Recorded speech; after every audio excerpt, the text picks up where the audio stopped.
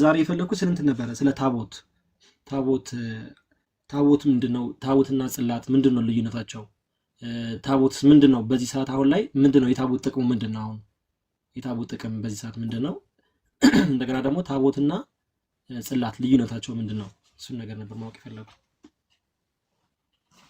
መልካም እሺ፣ እግዚአብሔር ያክብርልን ወንድማችን። ጥሩ ጥያቄ ነው ያነሳው። እስፔሻሊ ደግሞ ከፕሮቴስታንት ወንድሞቻችን በኩል ከሚነሱ ጥያቄዎች ውስጥ አንዱ ነው። በጣም ከይቅርታ ጋር ምናልባት ልደት እንዲያስካላቅም መጽሐፉን የመጽሐፍ ቅዱስ መዝገበ ቃላትን ፕሮቴስታንቶች አንዳንድ ጊዜ ቢኖራችሁ መልካም ነው። ብዙ መጽሐፍቶችን አጋጣሚ ስለጠፉ የሌሉኝን መጽሐፍቶች ሪኮመንድ አደርግሃለሁ እዚህ ቦታ ላይ እዚህ ክፍል እያልኩኝ እነግርሃለሁ። ጥያቄ ይመስለኛል የመጀመሪያው ታቦትና ጽላት ምንድን ነው አይደል? ታቦት እና ጽላት ልዩነቱ ምንድን ነው? ኦኬ። እና ከዛስ ሌላ ጥያቄ አለው? የታቦት ጥቅም ምንድን ነው? ታቦት አሁን ምንድን ነው ጥቅሙ? ታቦት መኖሩ ጥቅሙ ምንድን ነው?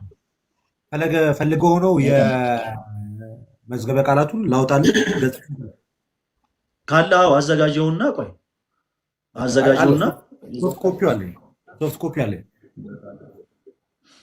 በጣም ጥሩ እሺ። እንግዲህ ታቦት እና ጽላት ምንድነው ልዩነቱ ለሚለው ሀሳብ ታቦት እና ጽላት ምንም አይነት ልዩነት የለውም። በብሉይ ኪዳን በእርግጥ ታቦት እና ጽላት የተለያዩ ነገሮች ሆነው ተጠቅሰዋል። በብሉይ ኪዳን ላይ ታቦት እና ጽላት የተለያዩ ነገሮች ሆነው ተቀምጠዋል። የጽላቱ ማደሪያ ሆኖ ታቦቱ አገልግሏል በብሉይ ኪዳን። በአዲስ ኪዳን ግን ታቦት ጽላት ተብሎ ይጠራል፣ ጽላቱን ታቦት ተብሎ ይጠራል። ምንም አይነት ልዩነት የለውም። በታቦት አሁን እኛ ስለዚህ አሁን ባለንበት ሁኔታ ላይ እንዲህ አይነት ጥያቄ ሲነሳ መላሹ ምንድነው? በታቦትና በጽላት መካከል ያለው ልዩነት ምንድነው ከተባለ ልዩነት የለውም ነው ባጭሩ። ጽላት ተብሎ የሚጠራው ታቦቱ ነው፣ ታቦት ተብሎ የሚጠራው ጽላቱ ነው። እና ታቦት ምንድነው አገልግሎቱ ለሚለው ሀሳብ ይቅርታ በጣም ስላሳጠርኩት ግልጽ ስለሆነ ብዬ ነው። ታቦት ጋር ተያይዞ ከፕሮቴስታንት ወንድሞቻችን በጣም የሚነሳው ትልቁ ጥያቄ ምንድነው? በአዲስ ኪዳን ታቦት የሚባል ነገር የለም ነው። በጣም ብዙ ጊዜ በመጽሐፍ ቅዱስ ማስረጃ በሌላቸው ነጥቦች ላይ ነው። በነገራችን ላይ የኢትዮጵያ ኦርቶዶክስ ተዋሕዶ ቤተክርስቲያን ትምህርቷን ብቻ ለመቃወም አንዳንድ ጊዜ እንዲህ የሚባል ነገር የለም የሚሉት እና መጽሐፍ ቅዱስን ግን ገልጠ ስናነብብ ግን በጣም በተለየ መልኩ እንግዲህ የሆኑ ሀሳቦችን እናገኛለን። በመሰረቱ ታቦት ማለት መሰዊያ ማለት ነው። የመጽሐፍ ቅዱስን መዝገበ ቃላት እኔም መጽሐፉን ጋር ስለሌለ ልደትን እዚህ ጋር አውጣ ምናምን ከምለው እኔ በምናገረው ሀሳብ ላይ ልደት ጨምሮ ሀሳቦችን ሲያብራራልህ የመጽሐፍ ቅዱስ መዝገበ ቃላት አውጥቶ ያሳያቸዋል። ታቦት አንደኛ ትርጉሙ መሰዊያ ነው። በቤተክርስቲያናችንም ደግሞ የታቦት አገልግሎት የጌታችን የኢየሱስ ክርስቶስ ቅዱስ ሥጋውን ክቡር ደሙን ማለትም መስዋዕቱ ማለት ነው። የአዲስ ኪዳኑ መስዋዕት የሚሰዋበት መሰዊያ፣ ሌላ ምንም አይነት አገልግሎት የለውም በቤተክርስቲያናችን። ስለዚህ የታቦት ትርጉሙ መሰዊያ ማለት ነው። መሰዊያ ማለት ነው፣ ወይም ደግሞ ቅዱስ ጠረጴዛ ማለት ነው። እውነት አለን ወይ? አዎ አለን። በጣም ግልጽ በሆነ ሀሳብ በዚህ በዕብራውያን 10 ላይ ለምን ዕብራውያን 13 ላይ በጣም ደስ የሚል ቃል አለ። ዕብራውያን 13:10 ላይ ቅዱስ ጳውሎስ መሰዊያ አለን ከእርሱም ሊበሉ ድንኳኒቱን የሚያገለግሉ መብት የላቸውም ይላል። ምን አለን ይላሉ ተወዳጆች? መሰዊያ አለን ይላል። መሰዊያ አለን። ስለዚህ እኛም የአዲስ ኪዳን አማኞች መሰዊያ አለን። ቅዱስ ጳውሎስ እንዳለው እኛም መሰዊያ አለን። ያ ደግሞ መሰዊያ አገልግሎቱ ምንድን ነው? የአዲስ ኪዳኑን መስዋዕት። የአዲስ ኪዳኑ ደግሞ መስዋዕት ምንድን ነው ስንል ዕብራውያን 9 ስትመለከቱ በጣም በሚደንቅ ሁኔታ ዕብራውያን 9 ላይ ያለውን ሀሳብ ብዙ ጊዜ ፕሮቴስታንቶች ወንድሞች ታቦት እንደቀረ አድርገው ለመናገር ይፈልጋሉ። እንደውም ስለ አዲስ ኪዳን መስዋዕት ለመናገር ነበር ያሰብኩት። ነገር ግን ያንን ሀሳብ ምን ብለው ሊያብራሩ እንደሚፈልጉም አንዳንድ ነጥቦችን ላንሳ። ዕብራውያን 9 ከቁጥር 1 ጀምሮ እስከ 5 ያለውን ሀሳብ ያነሱና ያያችሁ በአዲስ ኪዳን ታቦት የሚባል ነገር የለም፣ አገልግሎቱ ቀርቷል የሚል ሀሳብን ያስቀምጣሉ። የታቦት አገልግሎት መሰዊያ ነው ብያችኋለሁ። በመሰዊያችን ላይ ደግሞ የምንሰዋው የአዲስ ኪዳኑን መስዋዕት ነው። የአዲስ ኪዳኑ መስዋዕት ምንድነው? ግልጽ ነው። መጽሐፍ ቅዱሱ በደንብ በሰፊው ይናገራል። ነገር ግን ይሄንን ክፍል ከሁለት አንግል ላብራራው ፈለኩኝ። አንደኛ ፕሮቴስታንት የሆኑቶች ወንድሞች ብዙ ጊዜ ታቦት በአዲስ ኪዳን የለም ለማለት የሚጠቀሙበት ክፍል ስለሆነ፣ ፕላስ ደግሞ የአዲስ ኪዳኑ መስዋዕት ግልጽ አድርጎ ስለሚያብራራ ማለት ነው። ዕብራውያን 9 ከቁጥር 1 ጀምሮ ፊተኛይቱ ደግሞ የአገልግሎት ስርዓትና የዚህ ዓለም የሆነው መቅደስ ነበራት። የመጀመሪያዊቱ ድንኳን ተዘጋጅታ ነበርና በእርሷም ቅድስት በምትባለው ውስጥ በመቅረዙና ጠረጴዛው የመስዋዕቱም ህብስት ነበረባት ካለ በኋላ ከሁለተኛይቱ መጋረጃ ወደ ቅድስተ ቅዱሳን የምትባለው ድንኳን ነበረች። በዚያም ውስጥ የወርቅ ማጠንት ነበረ። ሁለንተናዋም በወርቅ እየተለበጠች የኪዳን ታቦት በእርሷም ውስጥ መና ያለባት የወርቅ መሶብ የበቀለች አሉ በትር የኪዳኑም ጽላት ነበሩ። አያችሁ፣ እንዲህ ነበረ። በድንኳኒት ውስጥ የነበረውትን እያንዳንዱ ንዋያት በአጠቃላይ ቅዱስ ጳውሎስ እየጠቀሰ እንዲህ ነበረ፣ በትር ነበረ፣ የወርቅ ማዕጠንት ነበረ እያለ ይናገራል። ከዛ በላይዋም ይላል ቁጥር 5 ላይ ማስተስሪያውን የሚጋርዱ የክብር ኪሩቤል ነበሩ። ስለነዚህም ስለ እያንዳንዳቸው ልናገር አሁን አልችልም ይላል።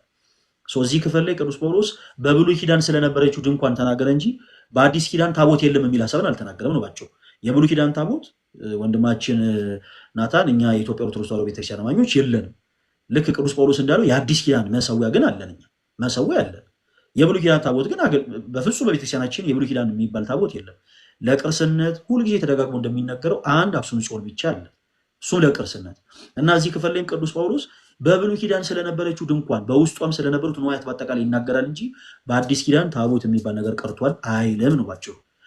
እና ሀሳቤን ስጠቀለል የአዲስ ኪዳን ታቦት ወይም ደግሞ መሰዊያ አገልግሎቱ ምንድን ነው ካለ የአዲስ ኪዳኑ መስዋዕት የሚሰዋበት ነው። የአዲስ ኪዳኑ መስዋዕት ምንድን ነው ስንል ደግሞ እዚህ ላይ ቅዱስ ጳውሎስ በደንብ በንጽጽር ቁጥር 13 እና ቁጥር 14 ላይ ያስቀምጣል። የብሉይ ኪዳኑን ያስቀምጥና ከዚ የአዲስ ኪዳኑ የላቀ መስዋዕት እንደሆነ አድርጎ ያስቀምጣል።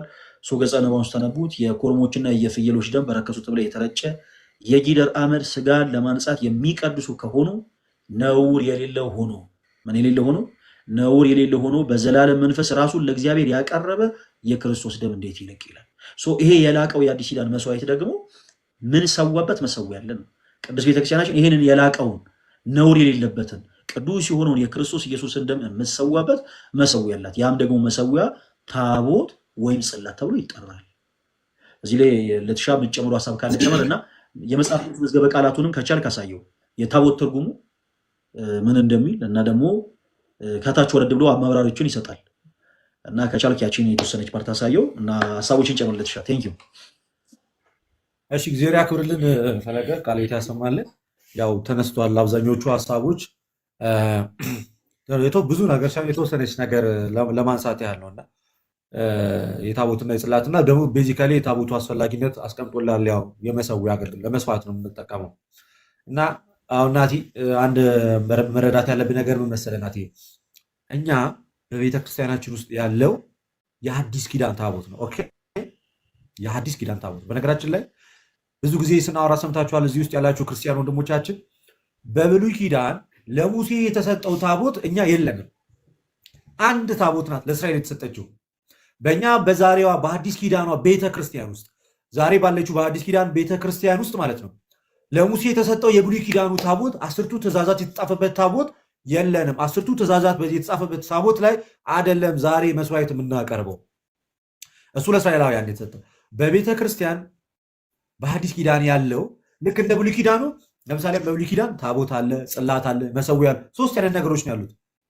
ጽላቱ ማለት ይሄ የተጻፈበት ጽላቱ የተጻፈበት፣ ታቦቱ ደግሞ የጽላቱ ማደሪያ፣ እንደገና ደግሞ ታቦቱ ምንድን የሚሸከሙ ደግሞ 4 እንትን ያለው ደግሞ አለ። እነዚህ 3 ነገሮችን ይይዛል። መሰዊያው ውስጡ አለ። ያ የብሉይ ኪዳኑ። በአዲስ ኪዳን ግን አንድ ታቦት ነው ያለው። አንድ ታቦት ወይም አንድ መሰዊያ ነው ያለው። ያው አንዱ መሰዊያ ጽላት ተብሎ ሊጠራ ይችላል። ጽላት ተብሎ ሊጠራ ይችላል። ናቲ ለምንድነው ጽላት ተብሎ የሚጠራው? ዲያቆናቱ ካህናቱ ያውቁታል። እላዩ ላይ ጽላት ማለት ሰሌዳ ማለት ነው። ሰሌዳ ደግሞ የሚጻፍበት ነገር ነው። ጽላት ተብሎ የሚጠራው አልፋ ወኦ ያለና የሚኖር ዘላለማዊ ኢየሱስ የሚል ጽሑፍ ስላለበት ከዚህ የተነሳ ጽላት እንለዋለን። ጉልበት ሁሉ ለክርስቶስ ኢየሱስ ይስገድ የሚል ጽሑፍ ስላለው ይህ ስለተጻፈበት ምን ብለን እንጠራዋለን? ጽላት ብለን እንጠራዋለን። ታቦት ብለን ደግሞ የምንጠራው የእግዚአብሔር ማደሪያ። እንዴት ነው የእግዚአብሔር ፕሬዘንሱ ማደሪያው ስንል ቅዱስ ቁርባኑን በምንሰዋበት ሰዓት ላይ በዚህ በአንያ ቆሮንቶስ ምዕራፍ 10 ከቁጥር 17 ላይ የምንባርከው የበረከት ጽዋ አለ ጳውሎስ ከክርስቶስ ደም ጋር ህብረት ያለው አይደለም። ምን የምንለው ናቲ? የምንባረከው። መባረክ ማለት መሰዋት ማለት ነው። የምንሰዋው ምኑ ላይ ነው? መሰዊያው ላይ ነው። ስለዚህ ከመስዋዕቱ የተነሳ መሰዊያው እግዚአብሔር ማደሪያ ይሆናል ማለት ነው። መስዋዕቱ ነው ዋናው። ከዚህ የተነሳ ታቦት ብለን እንጠራዋለን። የጌታ ጠረጴዛ ተብሎ ይጠራል። የሐዲስ ኪዳን ታቦት ሎርድስ ቴብል። አሁን ለምሳሌ በዚህ በአንያ ቆሮንቶስ ላይ እንደዚህ ይላል ጳውሎስ። አንያ ቆሮንቶስ ምዕራፍ 10 ከቁጥር 21 ላይ አንያ ቆሮንቶስ ምዕራፍ 10 ከቁጥር 21 ላይ የጌታን ጽዋንና የአጋንንትን ጽዋ ልትጠጡ አትችሉም፣ ከጌታ ማዕድና ከአጋንንት ማዕድ ልትካፈሉ አትችሉም። ከምን? ከጌታ ማዕድና ከአጋንንት ማዕድ ልትካፈሉ አትችሉም። እዚህ ክፍል ላይ ሄደ የእንግሊዝኛውን ቨርዥን ብታዩ እንደሚል ታውቃለህ? ፍሮም ሎርድስ ቴብል ነው የሚለው። ፍሮም ደ ሎርድስ ቴብል ኦር ከጌታ ጠረጴዛ። ሶ ታቦት የጌታ ጠረጴዛ ተብሎ ይጠራል። በቅዳሴያችንም አለ። በቅዳሴ ያዕቆብ ዘስሩግ ላይ በዚህ በጠረጴዛው ላይ ያኖርነውን ህብስቱን ባርከው ቀድሰው በምኑ ላይ በዚህ ጠረጴዛ ላይ። ስለዚህ የጌታ ጠረጴዛ ተብሎ ይጠራል ታቦቱ ሎርድስ ቴብል እየተባለ ይጠራል። ስለዚህ ከጌታ ማዕድና ከአጋንንት ማዕድ ልትካፈሉ አትችሉም ማለት ፍሮም ሎርድስ ቴብል ከጌታ ጠረጴዛ ይለዋል። ስለዚህ የሐዲስ ኪዳኑ ታቦት የጌታ ጠረጴዛ መሰዊያ እየተባለ ይታወቃል።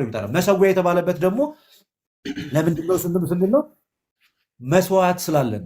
መስዋዕቱ ደግሞ አንዴ ለብዙዎች በጌታ በኢየሱስ ክርስቶስ በመስቀሉ ላይ የተሰዋ ነው። ያንን እናቀርበዋለን። ልክ ጳውሎስ ምን እንዳለ የምንባርከው የበረከት ጽዋ ከክርስቶስ ደም ጋር ህብረት ያለው አይደለም። መባረክ ማለት መሰዋት ማለት። ጳውሎስ ሆነ አዲስ ነው እንደሚሰዋው አዲስ መስዋዕት ነው እንደሚሰዋው አይደለም።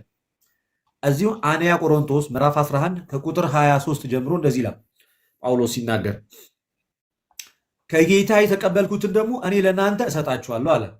ከጌታ የተቀበልኩትን እኔ ደግሞ ለእናንተ እሰጣችኋለሁ አለ። ጌታ ተላልፎ በተያዘባት በዚያች ሌሊት አለ ጌታ ተላልፎ በተሰጠባት በዚያች ሌሊት ጽዋውን አንስቶ ባረከ፣ አመስግኖ ደቀ መዛሙርቱ ሰጣችሁ፣ ይህ ደሜ ነው፣ ሁላችሁ ከእርሱ ጠጡ፣ ይህንንም ለመታሰቢያ አድርጉት እያለ ሲነግራቸው እንሰማለን። ስለዚህ እንደ አዲስ ሳይሆን ጌታ ያንን ጽዋ ምን ብሎ ጠርቷል? ደሜ ብሎ ስለጠራው ያንን ደም እኛ እስከ ዓለም ፍጻሜ ለሚነሱ ክርስቲያኖች በቤተ ክርስቲያን ውስጥ ምን ሲል ይኖራል? ሲቀርብ ይኖራል። ስለዚህ ያንን የምናቀርብበት በአጭሩ ታቦት ማለት ወይም ደግሞ መሰዊያ ማለት የጌታን ቅዱስ ስጋና ክቡር ደም የምናቀርብበት ምን የምንልበት ዋና አገልግሎቱ የምናቀርብበት ነው። ከዛ አንጻር ይዟል። በትንቢተ ሚልኪያስ ላይ ደግሞ እንደዚህ ብሎ አለ። ትንቢተ ሚልኪያስ ምዕራፍ 1 ከቁጥር 7 ሚኪያስ አይደለም እሺ ያልኩት ሚልኪያስ፣ ትንቢተ ሚልኪያስ ሁለት ነው። ሚኪያስ እና ሚልኪያስ ይምታታል። ትንቢተ ሚልኪያስ ምዕራፍ 1 ቁጥር 7 ላይ በመሰዊያዬ ላይ እርኩስ እንጀራ ታቀርባላችሁን? በምን ላይ? በመሰዊያዬ ላይ ምን እንጀራ? እርኩስ እንጀራ ታቀርባላችሁን? እናንተም ያረከሰን በምድር ነው። እናንተ ከዛ እና በመሰዊያ ላይ እርኩስ እንጀራ ታቀርባላችሁን? እናንተም ያረከሰህን በምንድን ነው ብላችኋል። የእግዚአብሔር ገበታ የተነቀፈ ነው በማለታችሁ ነው። ምን የምን ገበታ? የእግዚአብሔር ገበታ የተነቀፈ ነው በማለታችሁ ነው ይልና ይሄ ምን ይለዋል? ሎርድስ ቴብል የጌታ ጠረጴዛ ይለዋል። ምን የሚልበት መስዋዕቱ የሚቀርብበት ያንን የጌታ ጠረጴዛ ይለዋል። በአዲስ ኪዳን የአዲስ ኪዳን ታቦት ነው ያለን። ያ የአዲስ ኪዳን ታቦት ደግሞ ከብሉይ ኪዳን ከሙሴ የተቀበልነው ታቦት አይደለም። በቁመትም በምንም ነገርም ከዛኛው ጋር አይገናኝም። አገልግሎቱም አይገናኝም። የአዲስ ኪዳኑ ታቦት ወይ መሰዊያ አገልግሎቱ የጌታ የኢየሱስ ክርስቶስ ቅዱስ ስጋውና ክቡር ደሙን ለማቅረብ ነው። ክብርም የሚገባው ለታቦቱ እና ደግሞ ታቦቱን አናመልከውም። በታቦቱ ፊትም ስንሰግድ ቀጥታ ለታቦቱ አይደለም እየሰገድን ያለ ነው። በታቦቱ ላይ ለተጻፈው ለኢየሱስ ክርስቶስ ጉልበት ሁሉ ለክርስቶስ ኢየሱስ ይስገድ ስለሚል ፊልጵስዩስ ላይ እንዳለ። ስለዚህ ምንሰግደው ለኢየሱስ ክርስቶስ ነው። በታቦቱ ፊት ስንሰግድ የምንሰግደው ለኢየሱስ ክርስቶስ ነው። ታቦቱን ግን እናከብራለን፣ ቬነሬት እናደርጋለን፣ ክብር እንሰጣለን። ከምን የተነሳ እናከብረዋለን? ታቦቱን በላዩ ላይ የክርስቶስ ቅዱስ ስጋና ክቡር ደም ስለሚቀርብበት ስለሚሰዋበት ለታቦቱ ክብር እንሰጣለን። ስግደት ግን የምንሰግደው በቀጥታ ለታቦቱ አይደለም። የምንሰግደው በታቦቱ ላይ ስለተጻፈው ለኢየሱስ ክርስቶስ ስም ነው የምንሰግደው። እዚች ፖይንት ላይ ነው ብዙ ጊዜ በጣም ይቅርታ ፈለገ ትንሽ ረገጥ አድርጌ ልናገር ይችላል። እዚህ ጋር ነው በጣም ብዙ ጊዜ ሚስ ኢንተርፕሬት የምንደረገው። በቃ እዚህ ጋር ነው ታቦት ታመልካላችሁ፣ ታቦት አምላኪ 44 ጣዖት አምላኪ ናቸው። 44 ጣዖት አናመልክም። ሲጀመር 44 የሚባል ታቦት ራሱ የለንም እኛ። ኬት ያመጣችሁ? 44 የሚባል ታቦት የለን። አንድ ታቦት ነው ያለን፣ አንድ መሰዊያ። ለምሳሌ አንድ መጽሐፍ ቅዱስ በብዙ ሺህ ኮፒ ቢታተም ብዙ ሺህ መጽሐፍ ቅዱስ ይባላል አይባልም። አንዱም ነው የምታባዛ።